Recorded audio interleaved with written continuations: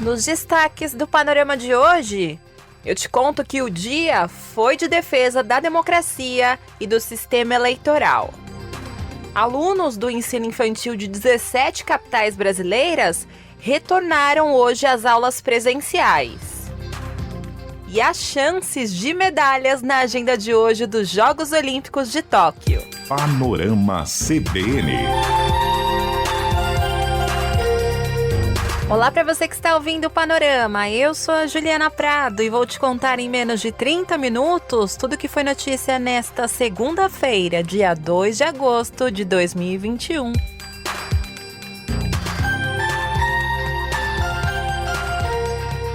E aí, tudo bem com você? Como é que foi o seu final de semana? Muita coberta e muitos filmes? Então bora começar mais uma semana que eu já adianto para você, vai ter muita coisa. Começando pela última semana dos Jogos Olímpicos, tem a volta da CPI, o fim do recesso parlamentar e o fim do recesso do Judiciário.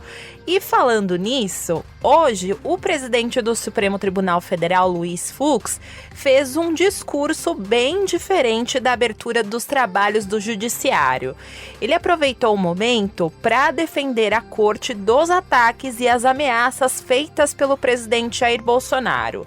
E ele disse que a harmonia e a independência entre os poderes não implicam impunidade para aqueles que faltem com respeito às instituições. E sem citar nomes, Fux disse que vai estar atento aos ataques para evitar que valores democráticos sejam enfraquecidos.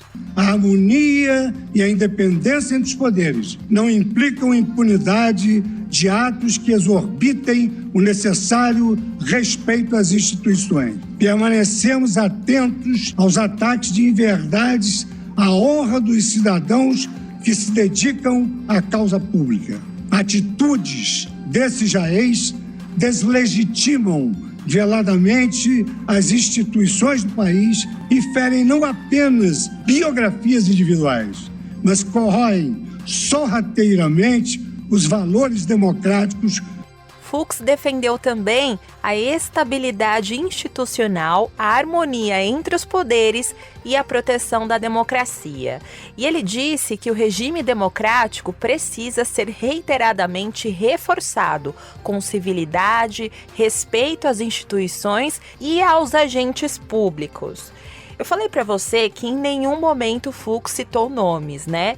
Mas esse discurso acontece em meio à crise institucional que foi gerada pelo presidente Jair Bolsonaro, que ataca quase diariamente os ministros do STF e do TSE e diz que não vai ter eleições sem o voto impresso. E ao longo do discurso de hoje, o presidente do STF citou uma série de pressupostos que precisam ser respeitados para a manutenção da democracia, como, por exemplo, a sociedade consciente de direitos e deveres, a imprensa atuante e independente, os atores políticos que cumprem regras do jogo democrático, juízes independentes e instituições fortes e estáveis. E no discurso, Fux frisou também que o maior símbolo da democracia é o diálogo e disse que nunca é tarde para um debate público compromissado com o desenvolvimento do país. E em mais uma resposta ao presidente Bolsonaro, Fux disse que o brasileiro não quer polarizações exageradas. O brasileiro de hoje clama por saúde, paz, verdade e honestidade. Não deseja ver exacerbados os conflitos políticos, quer a democracia e as instituições em pleno funcionamento. Não quer polarizações exageradas, quer vacina, emprego e comida na mesa. Saibamos ouvir a voz das ruas para assimilarmos o verdadeiro diálogo que o Brasil, nesse momento tão sensível, reclama e deseja.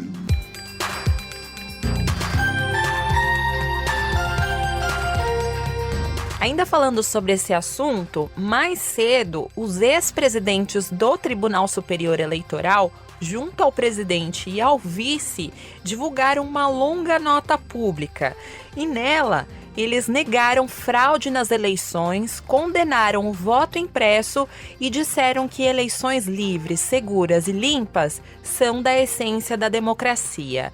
Para você ver a dimensão dessa carta, no total, 18 autoridades assinaram esse documento, incluindo os futuros presidentes e todos os ministros que tiveram à frente do tribunal desde 1988. E essa carta também vem em reação às crescentes ameaças feitas pelo presidente Jair Bolsonaro e também aquela transmissão ao vivo em que ele, sem provas, disse que tinha indícios de fraudes nas eleições. Vou aproveitar esse momento para destacar para você alguns pontos dessa carta. A nota que foi divulgada hoje diz que nunca houve registro de fraude desde a implantação do sistema de votação eletrônico que aconteceu em 1996. E de lá para cá, o TSE já foi presidido por 15 ministros diferentes e nunca teve problema ou questionamentos em relação a isso. E a carta diz ainda que as urnas eletrônicas são auditáveis em todas as etapas do processo e que o voto impresso não é um mecanismo adequado de auditoria. E a nota também diz que neste mecanismo de voto impresso há riscos de manipulação humana, de quebra de sigilo e que a contagem manual de 150 milhões de votos em papel significa a volta ao tempo das mesas apuradoras, que quem já viveu isso sabe que era um cenário de fraudes generalizadas, principalmente em cidades pequenas. E sobre esse assunto, a nossa reportagem conversou com o ex-presidente do TSE, Aires Brito, que assinou essa carta. E ele disse que a campanha contra o sistema eleitoral acaba desestimulando o eleitor. E segundo ele, a nota pública é um testemunho dos ministros. Esse testemunho corresponde àquela máxima, a frase de Camões. Há um saber que é feito de experiência. E a experiência da urna eletrônica nos habilita a testemunhar em favor dela. Se trata de uma viagem de qualidade sem volta. Não tem nada a ver com voto impresso. O voto impresso é sinônimo de manipulação, de manuseio humano das coisas. Por isso nos preocupa essa tentativa de baralhar as coisas, de tumultuar o processo eleitoral, introduzindo um sistema eletromecânico de impressoras, um sistema completamente superado. A nota diz, ao fim, que a Justiça Eleitoral, por meio de seus representantes de ontem, de hoje e do futuro, garante à sociedade brasileira a segurança, transparência e auditabilidade do sistema. Falei para você que o presidente Bolsonaro nos últimos dias tem atacado o TSE, né? E hoje não foi diferente. Mais uma vez, o presidente Bolsonaro atacou o presidente do TSE, o ministro Luiz Roberto Barroso. E ele voltou a falar em uma farsa. Vem a grande imprensa, diz que eu não apresentei provas. O que são provas de um crime? Alguém viu? Você tem que ver quem viu. Você pega o sinal do telefone celular e chega nas provas. Essa questão de urna não deixa rastro. Quantas vezes quer que você aperte o botão, vai dar o mesmo sabor na ponta. Apertei vários vídeos de pessoas do povo. Eu apertei um, parecia Lula. Apertei um, parecia o 13. Não aparecia o contrário. No sábado, presidentes de 11 partidos, que vai desde o MDB até o PSTU, enviaram um requerimento ao Corregedor-Geral Eleitoral para que o presidente seja cobrado sobre as ilações feitas contra o sistema eleitoral. Em uma outra frente, o partido Rede Sustentabilidade diz que Bolsonaro confessou que não tem provas e pede ao STF que ele seja multado em R$500 mil a cada nova manifestação falsa sobre as eleições.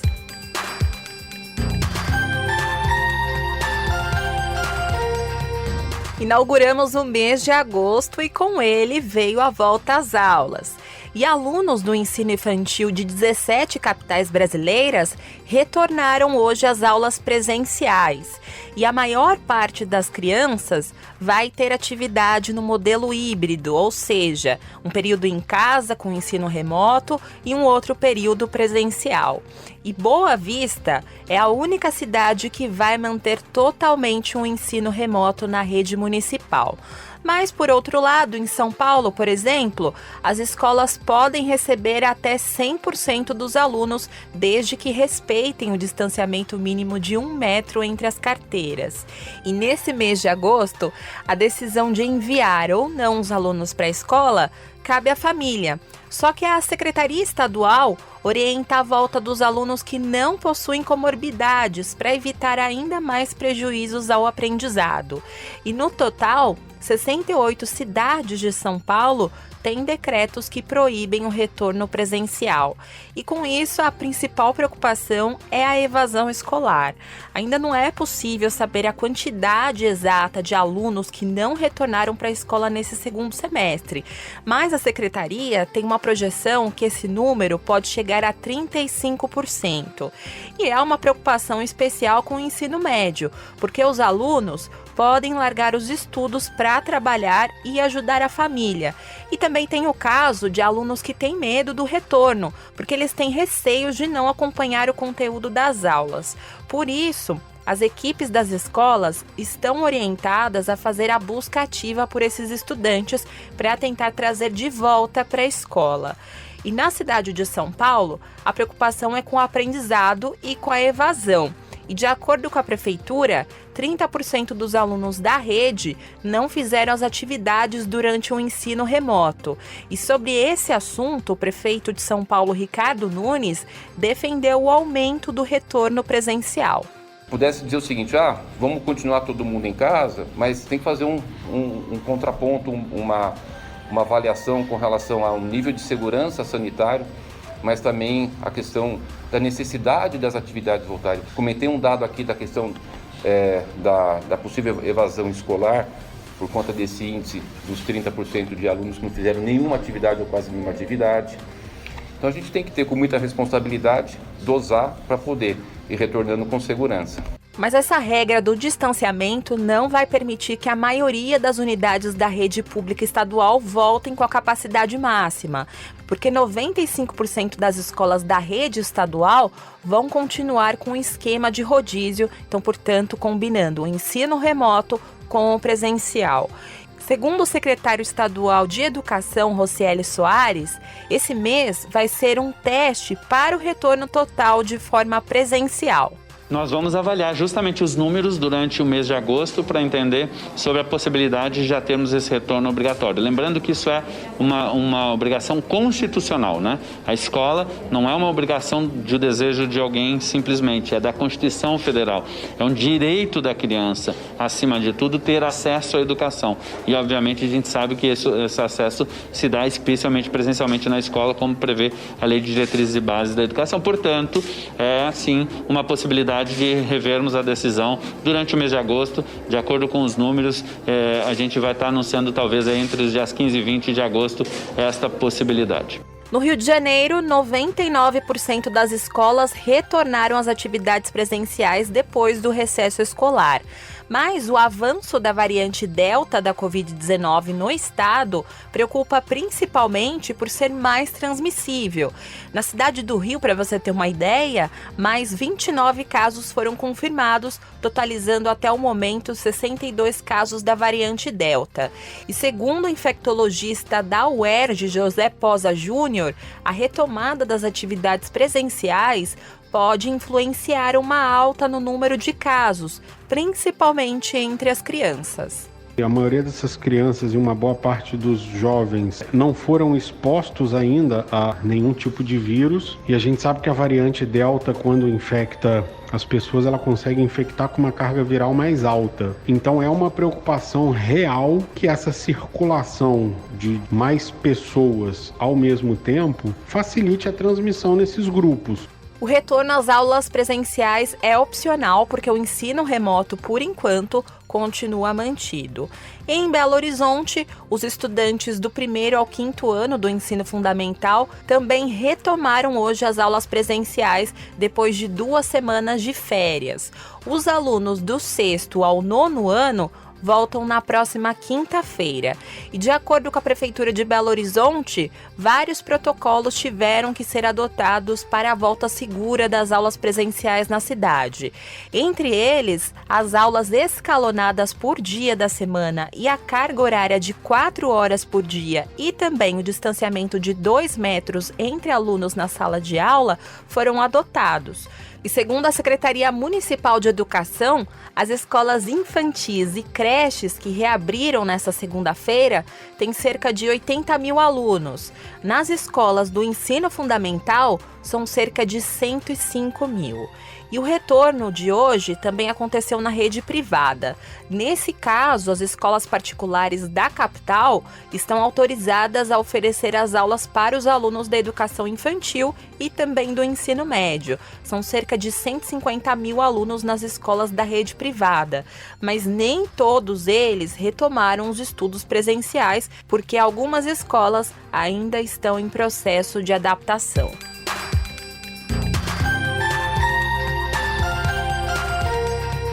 Momento de falar sobre o incêndio da Cinemateca Brasileira. Hoje, o governador de São Paulo, João Dória, disse que enviou ao governo federal um pedido para administrar a Cinemateca Brasileira em conjunto com a Prefeitura da capital paulista. E esse documento foi enviado ao ministro do Turismo, Gilson Machado. Esse pedido de São Paulo veio após o incêndio da Cinemateca Brasileira que aconteceu na última quinta-feira, eu te contei aqui.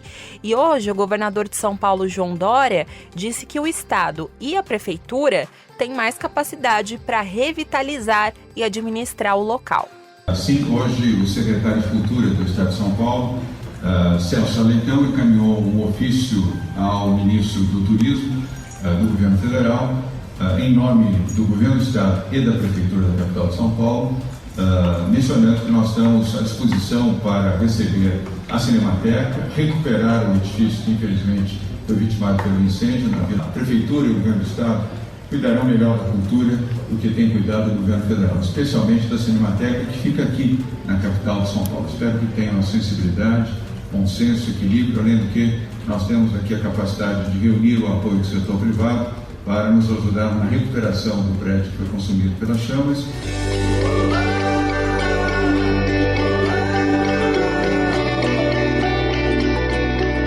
Vacina sim.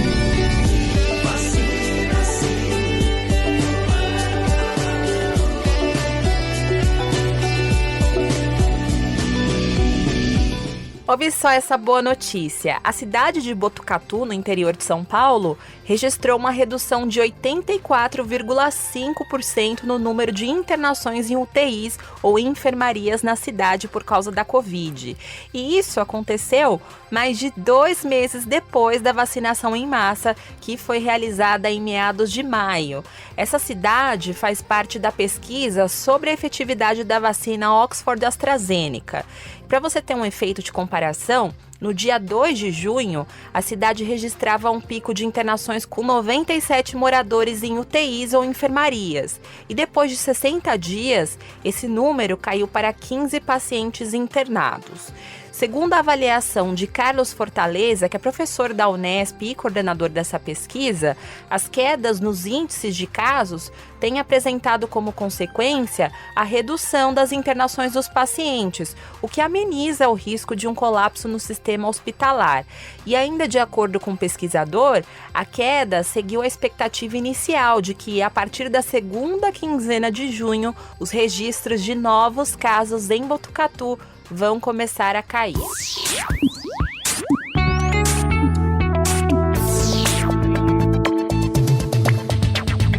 Quando você ouve essa trilha, sabe que eu vou falar de tecnologia. E você lembra que na semana passada eu te contei que estava acontecendo uma falha nos sistemas do CNPq, do Conselho Nacional de Desenvolvimento Científico e Tecnológico, que estava afetando também a plataforma Lattes? Pois é, Esse problema entrou hoje no 10º dia consecutivo e ainda não tem previsão de normalização. O órgão, que é ligado ao Ministério da Ciência, Tecnologia e Inovação, informou que fez uma série de testes durante o final de semana, mas algumas instabilidades ainda precisam ser ajustadas. Para você ter uma ideia, a previsão inicial era de normalização para a última sexta-feira. Quando o sistema voltar, eu conto aqui para você.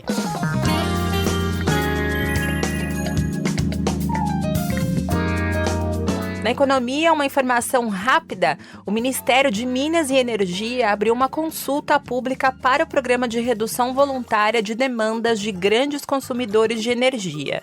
Essa medida foi adotada para minimizar o desabastecimento de energia elétrica do país durante a crise hídrica que a gente está vivendo. E podem participar desse programa grandes indústrias e consumidores enquadrados como agentes varejistas do setor elétrico. No mês passado, o Operador Nacional do Sistema Elétrico divulgou alertas sobre os baixos níveis estimados para as hidrelétricas até novembro, quando termina o período de seca. E essa medida agora do Ministério de Minas e Energia vem para tentar amenizar esse cenário. No mercado financeiro, a Bolsa de Valores de São Paulo fechou o dia em alta de 0,59% aos 122.516 pontos. No mercado de câmbio, o dólar comercial fechou o dia em baixa de 0,85%, cotado a R$ 5,164. Já o euro fechou o dia com uma desvalorização de 0,79%, cotado a R$ 6,130.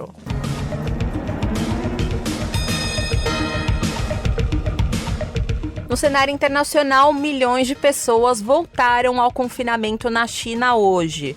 O país tenta conter o maior surto de coronavírus em meses, que foi agravado pela disseminação da variante Delta no país. E para conter essa evolução da mutação, estão sendo feitas aplicações em massa de testes e restrições de viagens. O país relatou 55 novos casos de coronavírus transmitidos localmente nesta segunda-feira. E esse surto de variante Delta de rápida disseminação atinge mais de 20 cidades em diferentes províncias.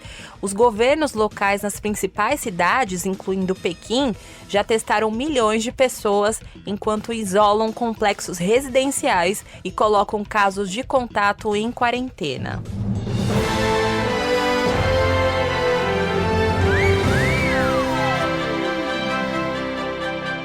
E aí, viu os Jogos Olímpicos nesse final de semana? Se prepare, porque essa é a última semana. E é claro que tem a agenda do dia aqui no Panorama. E quem vai te contar tudo é o repórter de esportes da CBN, Bruno Faria. Tudo bem, Bruno? Seja bem-vindo de volta ao Panorama. Oi, Ju, tudo bem? E você? Obrigado pelo convite. Tô por aqui, vamos falar sobre Olimpíadas. Ô, Bruno, o que promete aí na agenda de hoje? Ju, a agenda da última semana de Jogos Olímpicos está bastante agitada para esta noite de segunda-feira, começo de terça para o Brasil. Ontem, a falta de ventos prejudicou bastante uma regata da medalha classe laser na Baía de Enoshima. Então hoje, as atuais campeãs olímpicas Martine Grael e Kaena Kunze finalmente entrarão na água e dependem só delas. Essa regata vale pontos em dobro, mas é possível dizer que outras 4 duplas também estão no páreo pela medalha olímpica. O momento da decisão será por volta da 00:30. No mesmo horário, praticamente no Estádio Olímpico, Alisson dos Santos estará na final dos 400 metros com barreiras e existe a chance dele subir ao pódio. O atleta entra na pista por volta da 00:20 para lutar pela primeira medalha da história do Brasil nesta categoria. Mais tarde, já às 7h20 da manhã de terça-feira aqui no Brasil, o atual campeão olímpico Thiago Braz disputa a final do salto com vara, mas não terá vida fácil. O sueco Armando Duplantis é o principal favorito, porém também tem chance de medalha para o brasileiro.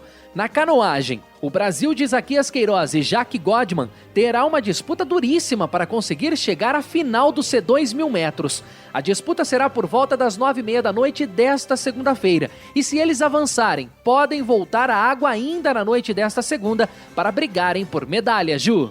Recapitulando aqui um pouco para o nosso ouvinte, hoje teve 2 vitórias do vôlei brasileiro, né, Bruno?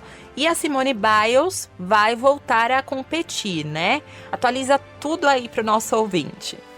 Ju, eu posso te dizer que existe um misto de alegria e tristeza. Então eu começo com a informação chata de que no vôlei de praia masculino, a dupla formada por Bruno Schmidt e Evandro perderam para os letões e deram adeus às Olimpíadas. Plavins e Toks da Letônia venceram por 2-0, parciais de 21-19 e 21-18, e agora vão para as quartas de final da modalidade. Mas eles terão outra dupla brasileira pela frente. Aí sim vem a grande notícia: Alisson e Álvaro Filho. Os brasileiros enfrentaram os mexicanos, Guaxiola e Rubio, e não deram a menor chance para os adversários ao vencerem por 2-0, parciais de 21-14 e 21-13. O sonho da medalha segue vivo nas praias japonesas e quem sabe Alisson e Álvaro Filho não vençam os letões nas quartas para vingarem os compatriotas. A chance é grande. No vôlei de praia, as meninas do Brasil seguem invictas e passearam contra as quenianas para derrotarem as rivais por 3-0, parciais de 25-10, 25-16 e 25-8. De olho nas quartas de final, o Brasil volta à quadra na quarta-feira, às 9 horas da manhã, horário de Brasília, para enfrentar o time do Comitê Olímpico Russo. Parada difícil. Por fim, você me perguntou sobre a americana Simone Biles. Ela voltará a competir na ginástica na disputa da final da trave e terá todas as atenções voltadas nela. A disputa será por volta das 5h50 da manhã desta terça-feira, o que pode ser importante para a brasileira Flávia Saraiva, já que a ginasta estará em ação e tentará uma medalha para o Brasil, Ju. Muito obrigada pelo resumão, viu, Bruno? Volte mais vezes. Eu que agradeço, e se deixar, volto mesmo. Beijos e abraços a todos, até a próxima. Panorama CBN. Depois dessa agenda de Jogos Olímpicos, eu vou ficando por aqui em mais uma edição do Panorama CBN. Mas amanhã eu tô de volta, viu? O roteiro de hoje foi escrito por mim, a montagem e a sonorização são do Anderson Wendel, o Tico. E você pode me encontrar lá nas redes sociais, no @Juliana_Deprado no Twitter e no Insta é só procurar por @JulianaDeprado. E também tem o e-mail juliana.prado@cbn.com.br. E não se esqueça que amanhã tem a primeira edição do Panorama CBN com a Natália Furtado. Beijos pra você e até mais!